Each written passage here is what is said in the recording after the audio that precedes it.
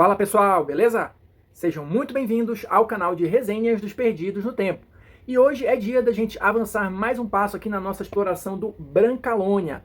Cenário que utiliza as regras do D&D quinta edição, mas é totalmente inspirado aí na cultura e no folclore italiano. Um cenário aí com uma pegada de baixa fantasia, com personagens propositalmente menos poderosos, mas nem por isso menos divertidos de se jogar, e um cenário recheado aí de referências, de humor, de paródia, enfim, uma pegada diferente para quem quer jogar um cenário de fantasia medieval fora do padrão. Quem tá ligado no movimento, quem já tá inscrito aqui no canal e tá acompanhando a nossa série, sabe que a gente tá dando um giro aí por todas as classes disponíveis aqui no cenário. Mas se você tá chegando agora, não tem problema, tem a playlist exclusiva aqui do Brancalônia com tudo que a gente já fez sobre o cenário, para você assistir com calma e depois seguir viagem junto com a gente. Hoje a gente vai ver mais duas classes aqui do Brancalônia, tá? O Matador, que é o substituto aí do Ranger padrão, e o Espadachim, que é a versão brancaloniana do Guerreiro. Lembrando aqui rapidinho, antes da gente começar, que é o seguinte, todas as informações que constam aqui no Brancalônia, elas são adicionais, complementares ao que você vai encontrar lá no Guia do Jogador, tá? Ou seja, as classes aqui do cenário, elas são, na verdade, em termos de regras, subclasses das classes padrão, tá? Então aqui a gente vai tratar somente das características que sejam diferentes. O Brancalônia, ele não é um livro autossuficiente em termos de regras. Você precisa, pelo menos, do Guia do Jogador para complementar as informações e poder se divertir usando o cenário, beleza?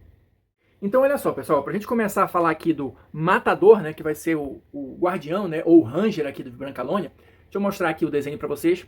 Talvez, olha, dos desenhos das classes, esse seja aqui com aparência mais séria, né? Talvez um personagem mais sombrio e tal, alguma coisa assim, né? Mas eu tenho certeza que 5 minutos de roleplay, qualquer jogador consegue trazer o cara mais com a aparência mais durona para essa questão do humor da paródia aqui do Brancalônia. Enfim, olha só. Primeiras informações a respeito dos matadores, olha lá.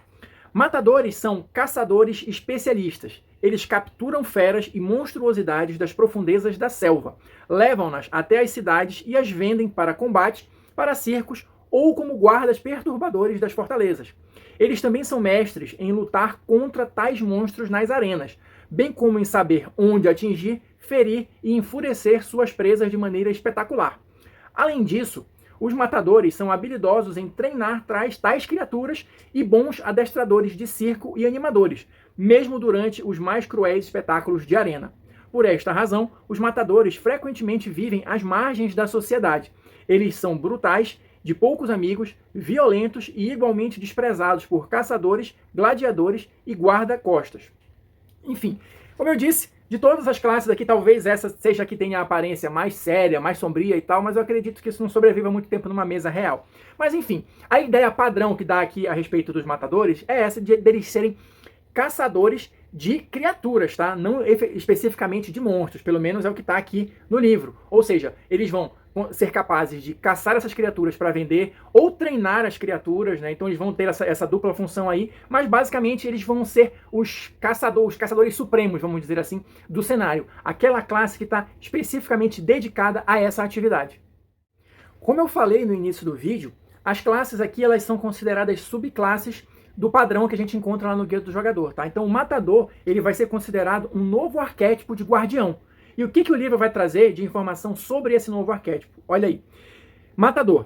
Seguindo os rastros de monstros e bestas ferozes, montando armadilhas, capturando suas presas vivas, transportando-as e treinando-as e então as usando em feiras, lutas até a morte, touradas e espetáculos de caça. É assim que vivem os matadores. Ou seja, é aquele tipo de personagem, como eu falei, que tem a vida dedicada à caça e às atividades decorrentes dela, né? Ou seja, ele pode vender as criaturas, ele pode treinar as criaturas e utilizá-las para ganhar dinheiro de alguma forma. Então, essa é a ideia padrão a respeito dos matadores. Em relação às características, né, as habilidades dos matadores, aqui em Brancalônia eles vão ter habilidade só no terceiro nível, tá? E de novo, só lembrando, como é uma subclasse, você vai fazer a evolução do personagem normal, conforme está lá no Guia do Jogador, e quando tiver as alterações específicas do cenário, é que você vai usar o livro aqui para complementar. Então, no caso aqui dos matadores, eles só vão ganhar características no terceiro nível. E quais são elas? Primeira é o mestre da exibição. Tá? De novo, para levar ele para esse caminho, né, que a gente está comentando aqui desde o início, né? Seja como adestrador e apresentador do próprio show de animais, de feras, né? Seja como caçador. Então, No mestre de exibição, o que ele vai conceder para o personagem? Ele vai ganhar proficiência nas perícias, lidar com animais e atuação, se ele ainda não tiver, né, proficiência nessas perícias.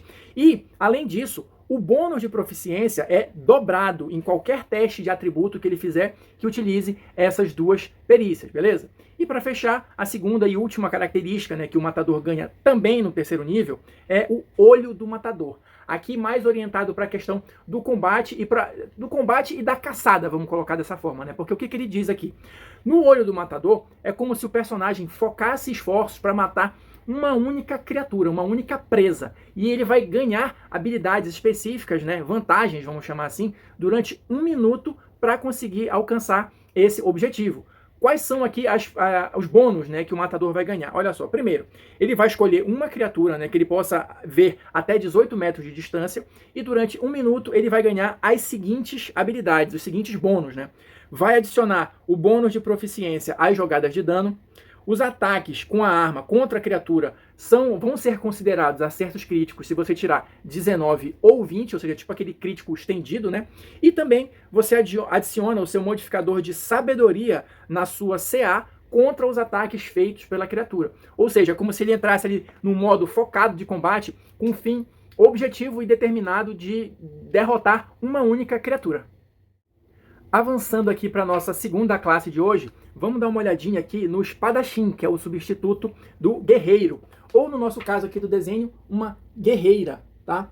Vamos lá, vamos ver o que o livro vai trazer aqui de informações. E lembrando, no caso, o espadachim vai ser considerado em termos de regras como um novo arquétipo marcial, tá? Lembrando, todas as classes aqui do Brancalônia são subclasses do D&D padrão. Mas vamos lá, primeiras informações sobre o espadachim. A Guerra dos 1000 Anos está tão enraizada na população do reino que é agora considerada o único modo de vida possível. Os eventos da guerra, sua conduta, as companhias mercenárias, a pilhagem e o agravamento causado pelos cercos e campanhas militares são todos regulados ao menor dos detalhes. Neste cenário de conflito constante, soldados, guerreiros, escudeiros, condottieiros, infantaria, besteiros, tropas de assalto, sapadores, cavaleiros, arqueiros, engenheiros militares, mensageiros, batedores e espiões estão entre as ocupações mais difundidas em qualquer região. Apesar disso, brigantes, desertores, vilões e aproveitadores aparecerem por toda parte sempre que uma nova batalha surge no horizonte. Há também dúzias de mestres de armas, duelistas, esgrimistas e virtuosos do florete, coletivamente conhecidos como espadachins. Ou seja, na verdade, os espadachins vão ser uma nomenclatura bem ampla para representar uma série de diferentes atividades, né? Vamos chamar assim. E o que o livro vai trazer especificamente como definição, vamos chamar assim, desse arquétipo espadachim? Olha só, se liga aí. Os espadachins do reino são respeitados de Ocásia ao Mar do Meio, e toda a cidade tem suas próprias escolas de esgrima, agrupadas em vários estilos principais, além de alguns menores e outros secretos.